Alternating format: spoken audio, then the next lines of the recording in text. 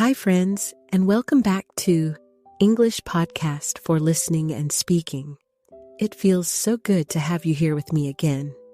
In this space, we explore the beauty of the English language, not through textbooks and rigid rules, but through calm, gentle stories and shared reflections.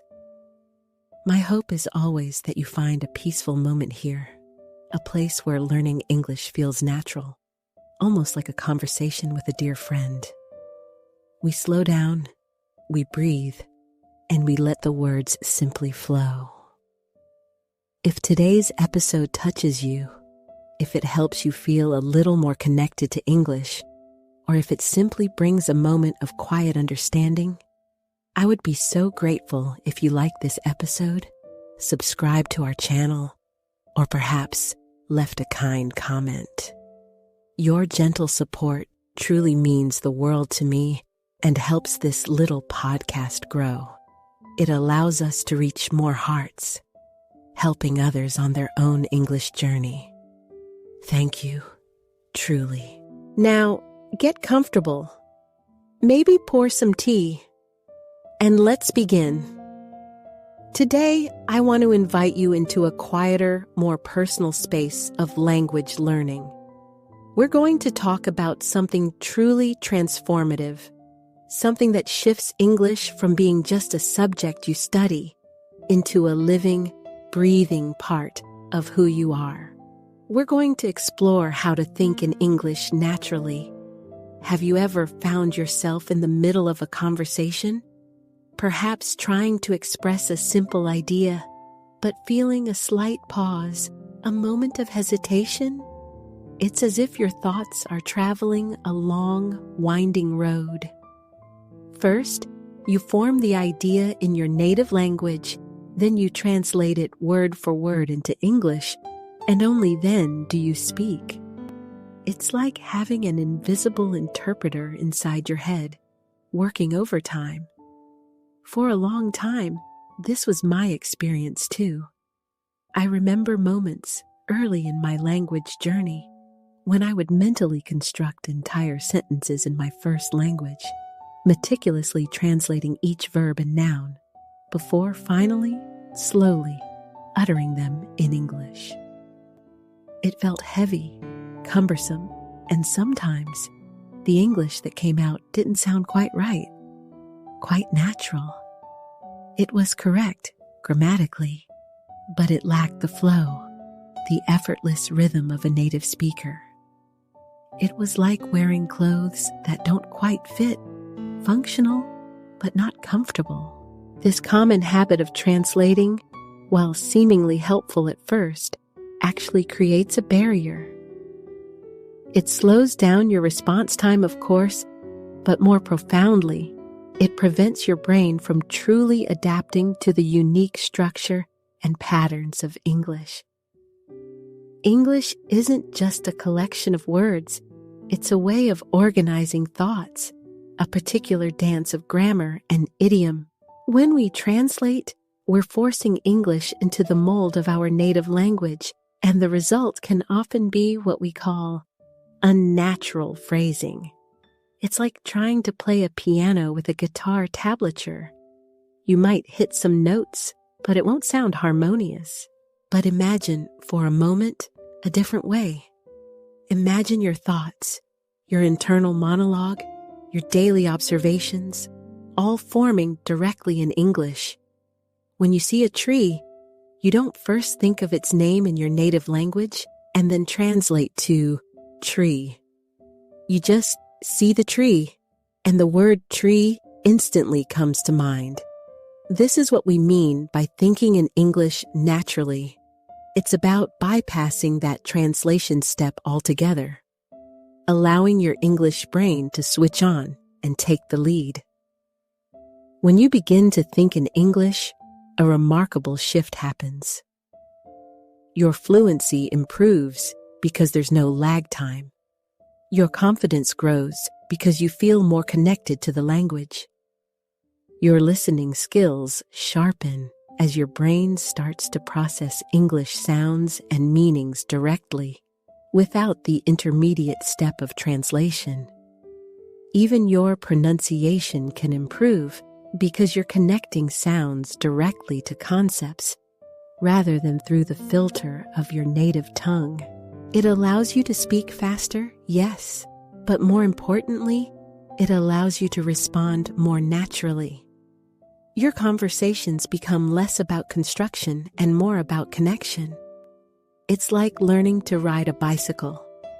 At first, you're consciously thinking about balance, pedaling, steering, but eventually it becomes automatic, a fluid motion where you just ride. Thinking in English is that automatic, fluid motion for your mind. This journey to cultivating an English inner voice isn't about being perfect overnight. It's a gentle, gradual process, like tending to a garden. It starts with small seeds of intention, watered with consistent practice, and nourished by patience. It's about creating a quiet space within your mind where English can comfortably reside, not just as a foreign visitor, but as an invited, cherished guest. So, as we embark on this exploration together, I want you to simply open your mind to the possibility. Release any pressure to be perfect. This is about curiosity, about exploring new pathways in your brain. It's about finding freedom and flow in English. Remember, every step, no matter how small, is progress. And with each gentle thought you form directly in English, you are building a stronger, more confident connection to the language.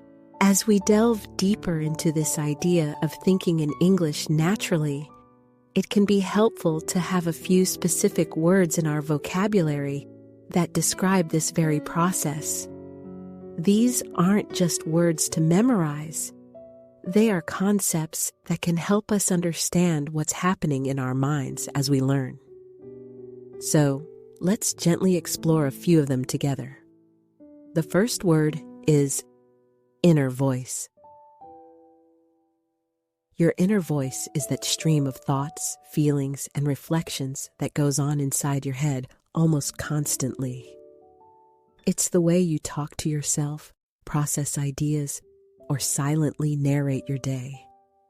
Imagine you're walking in a park and you might think, "Oh, what a beautiful day," or "I should remember to buy milk later." That's your inner voice. When we talk about thinking in English, we're talking about training this inner voice to speak English. So, let's say it slowly together. Inner voice. Now, let's consider how we use it. When you wake up in the morning, what does your inner voice say? Can you try to make your inner voice speak a simple English thought like, "Good morning, I'm ready for today"? The next word is subconscious. This refers to the part of our mind that influences our feelings, thoughts, and actions, even though we are not fully aware of it. It's where habits form, where skills become automatic. Think of how you ride a bicycle or type on a keyboard without looking at the keys.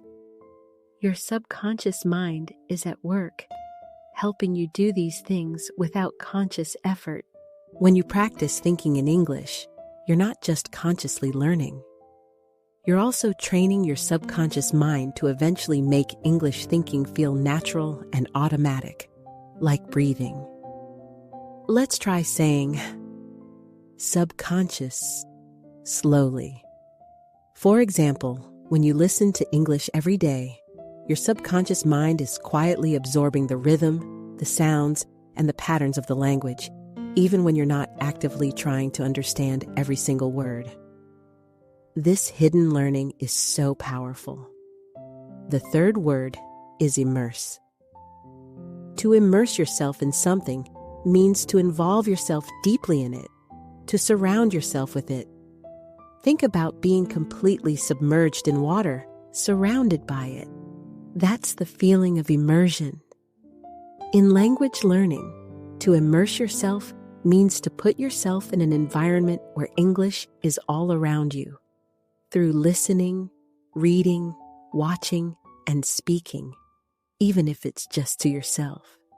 It's about letting the language wash over you, seep into your senses, and become a part of your daily landscape. Say it with me slowly. Immerse. You might say, to improve my English, I need to immerse myself in English movies and podcasts. Or, I want to immerse myself in English conversations. It's about creating a rich, English-speaking world for yourself, even if it's just in your own home or mind. Our fourth word is fluency. This describes the ability to speak or write a language easily, accurately, and well. It's not about speaking perfectly, but about speaking smoothly, without excessive pauses or hesitation, and being able to express yourself clearly.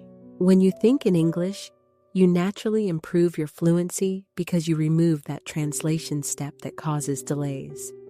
Your words can flow more freely, like a river finding its path. Let's try saying fluency slowly.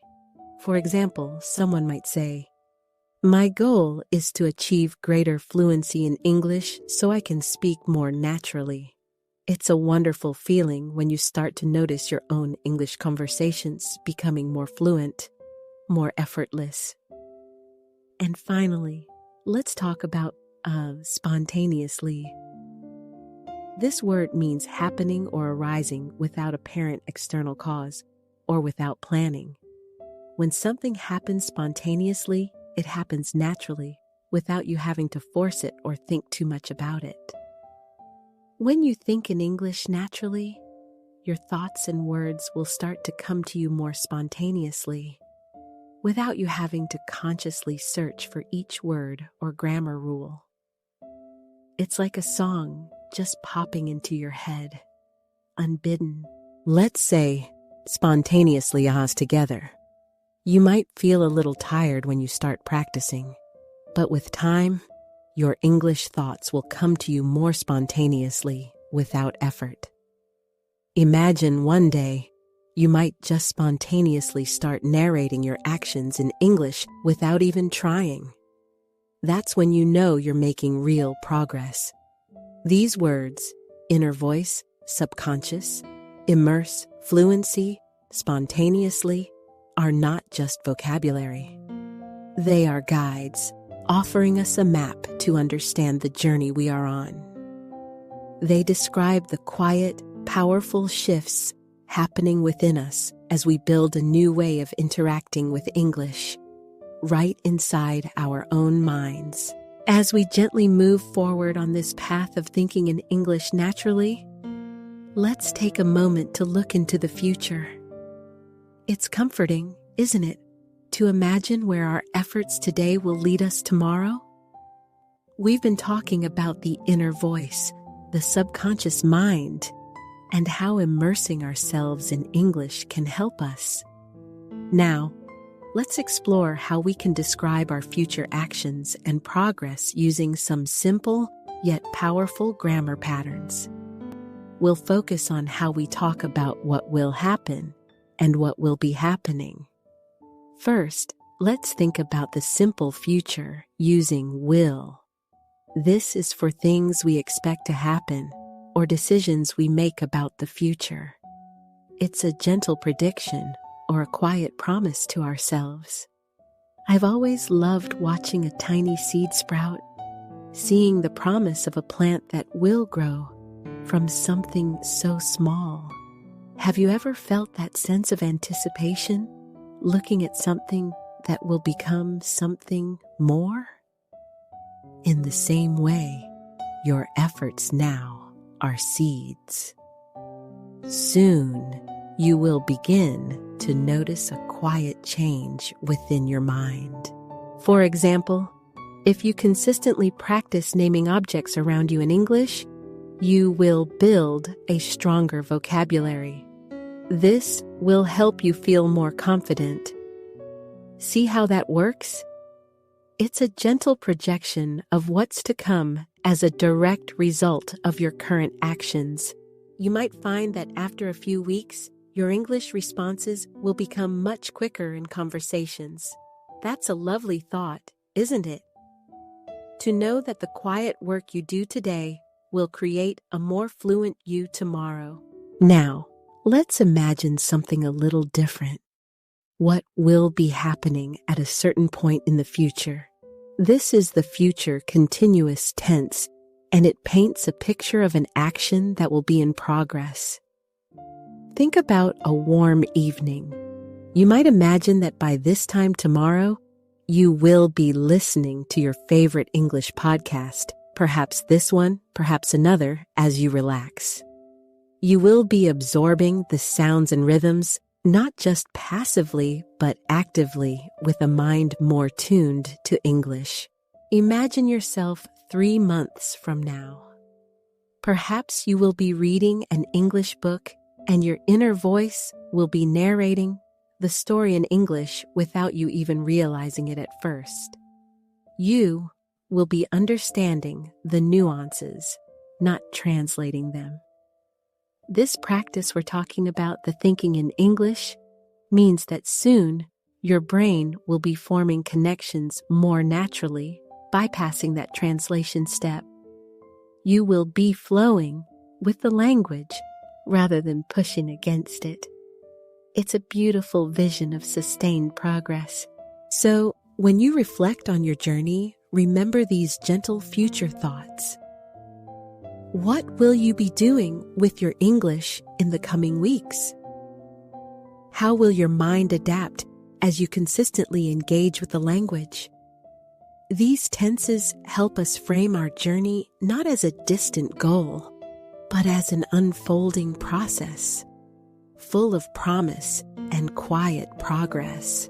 We've talked about the quiet promise of the future, about how your brain will be forming new connections. Now let's bring those gentle ideas into our present moment, into what we can do today to help that future unfold naturally. This is where we take the thoughts from our mind and start to whisper, then speak them aloud. I want to share some natural ways to practice. Think of these as soft invitations to play with English, not strict rules. We'll use some of the words we explored earlier, like inner voice and immerse, and gently weave in our future tenses. Let's begin with a beautiful way to train your brain. One day, you will feel your inner voice whispering in English, and it will feel so natural. To get there, let's start with a simple yet profound step. Name objects around you in English. Look around you right now. What do you see?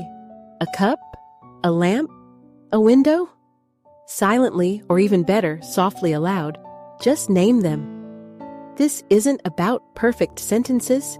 It's about linking the English word directly to the object, bypassing translation. Imagine tomorrow you will be doing this without even thinking, as your subconscious mind will be recognizing these words instantly. Can you try that now? Just quietly, say a few English words for things you see. Next, try to talk to yourself in English. This might sound a little strange at first, but it's incredibly powerful. Describe your actions or what you're thinking. For example, I am drinking my tea, or I will put this book down. Your inner voice will become stronger, clearer. Perhaps you will be narrating your entire day in simple English sentences. Try it as you walk from one room to another. I am walking to the kitchen. I will open the fridge. It's a gentle dialogue with yourself, building confidence. A truly important step is to use an English dictionary. When you look up a word, try not to translate it into your native language. Instead, understand its meaning through English.